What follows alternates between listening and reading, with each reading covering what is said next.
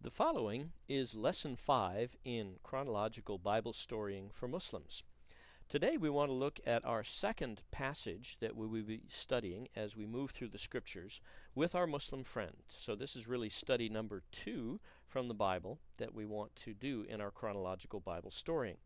And we're going to be looking at Genesis chapter 3, verses 1 to 13.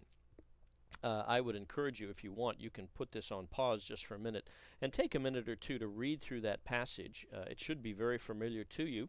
I'm not going to read all of it. That would take a lot of time, and I really just want to be going through some of the high points here and pointing out specific verses that you should be paying attention to.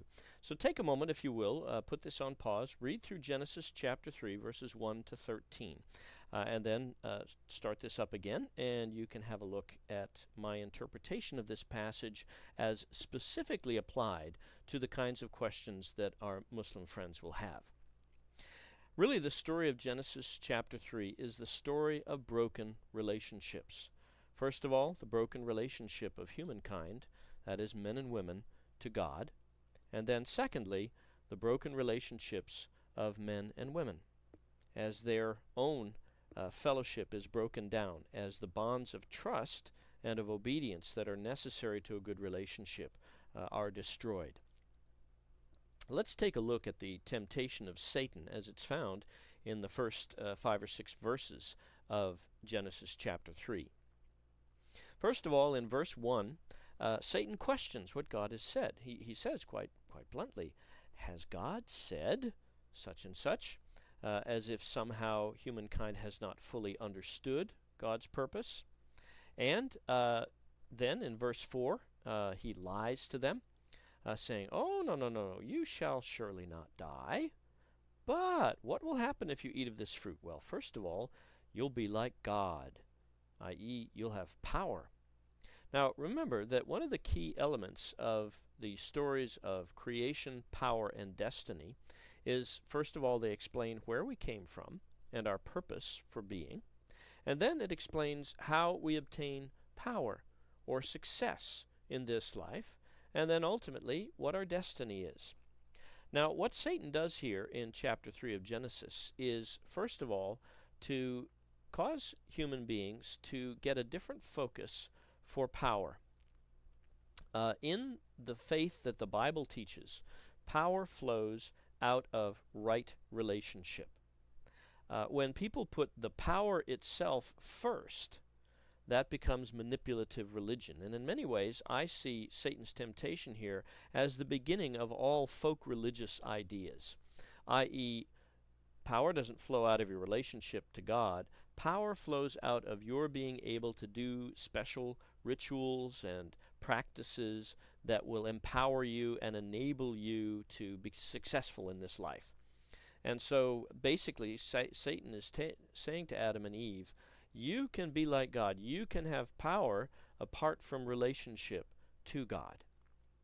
And he also talks about this hidden knowledge. You will know good and evil. You see, somehow you've missed out on something. You've missed out on some secret stuff that God has kept hidden from you. But you can know good and evil if you'll eat of this fruit, disobey God, and seek for this new knowledge. By the way, you'll notice that all other religions are shot through with ideas of obtaining occult knowledge, secret stuff, special rituals. Manipulative religion by which you can obtain power. And in this is the core of all folk religious ideas.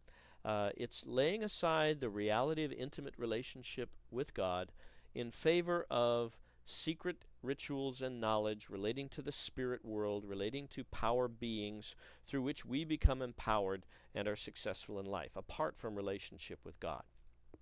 And Islam is shot through with this idea. Sufism is very much built on the idea of occult special knowledge by which you become powerful and are able to control your circumstances, apart really from relationship to God. Well, what happens when we break the bonds of trust that are foundational to relationships? Well, first of all, Eve is tempted by the beauty of the suggestions, as human beings always are tempted by the occult. Witness the fascination in our own culture with the occult today, whether it be the vampire Buffy the Vampire Slayer, or whether it be these various witch or occultish type programs. They're very, very, because they don't involve relationship. They involve power and manipulation apart from the accountability that comes through relationship. And so Eve takes these suggestions. She takes of the fruit and she gives to her husband. Generally speaking, we don't know where this is leading us, like the fellow in the picture here, who perhaps has some sense of where this temptation is leading him. Adam and Eve didn't realize what they were getting into. As they disobey, they create distrust of God, most importantly, because the trust relationship is broken down now. They've questioned what God has done. They've questioned the efficacy and the rightness of it, and they have rebelled specifically against His rules for them, actually just a single rule. And secondly, their mutual encouragement to disobey sows the seeds of distrust between people as well. And we'll see that played out as we come to the next part of Genesis chapter 3. So the consequence is what? Broken relationships. That's the whole point of the Bible. Broken relationship with God, broken relationship with each other. We see that first and foremost in the area of shame in verse 7. They desire to cover up their actions and cover their nakedness. By the way, Muslims really understand and are spoken to by this point particularly.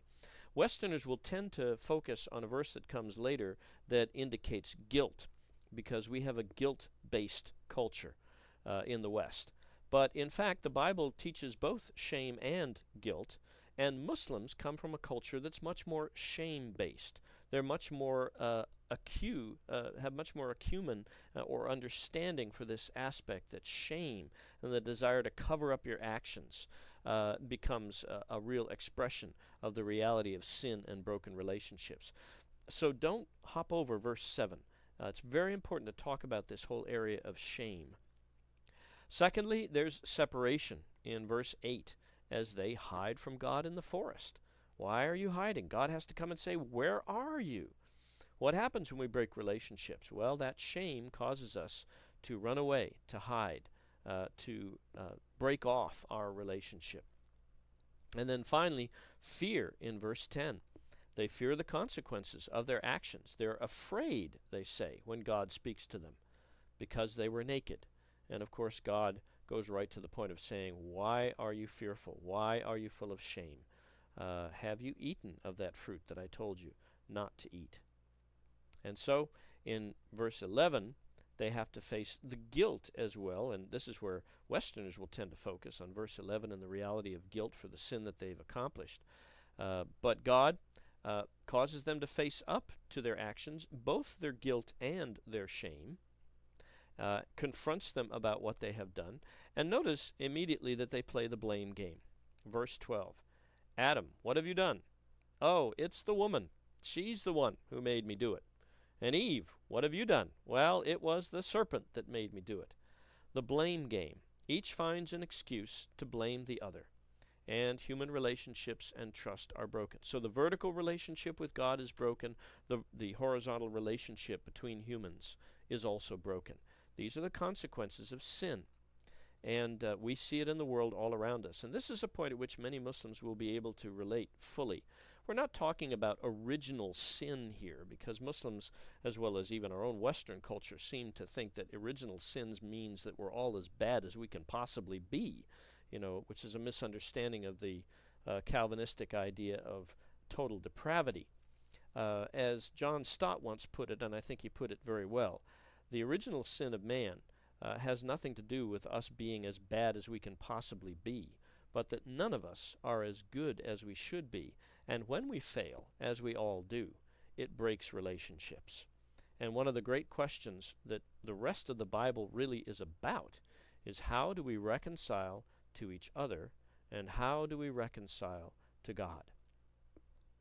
Well, God makes a promise of restoration, but before we get to that promise of restoration, let's also talk about this area of the law, because Muslims think that God has created us for testing to see if we will keep His laws and be acceptable to Him.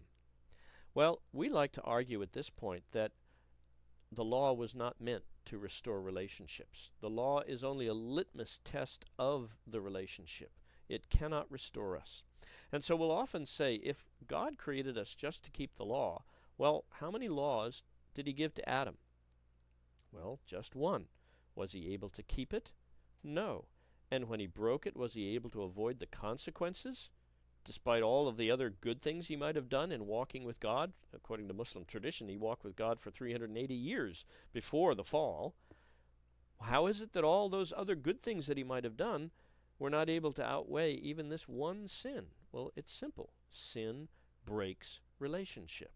And when the relationship is broken, you just can't come back with a pot of flowers like a husband who's offended his wife and say, "See, honey, I brought you flowers. Now, aren't you going to accept me again?" Well, frankly, something has to be done about the broken relationship. Adam was not able to keep that one law, and he could not avoid the consequences of breaking it. Something else has to be done in order to restore us to right relationship to God. And that's why you find the promise in verse 15, that an offspring, a seed of the woman, would come who would bruise the serpent's head, someone who would crush Satan's actions in leading humankind into sin. And we always want to finish with that, because beginning at verse 15 of chapter 3, we begin to see God's promise of redemption, his promise of a restored relationship with himself. And really that's what redemption is about. It's about God restoring us to right relationship with himself. And he promises here in verse 15 that he will send someone who will crush Satan's head, who will defeat what Satan has done in terms of separating humankind from relationship with God. So, these are the main points that you will be covering in Genesis chapter 3 as you study with your Muslim friends.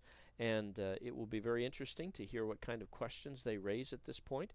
And again, remember, you can get in touch with me at my email, dcashin, D-C-A-S-H-I-N, at ciu.edu, and I'll be happy to answer any questions you may have, or you can also call me at 807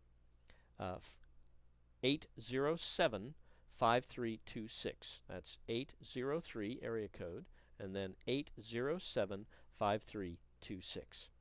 Blessings on you as you continue in this work.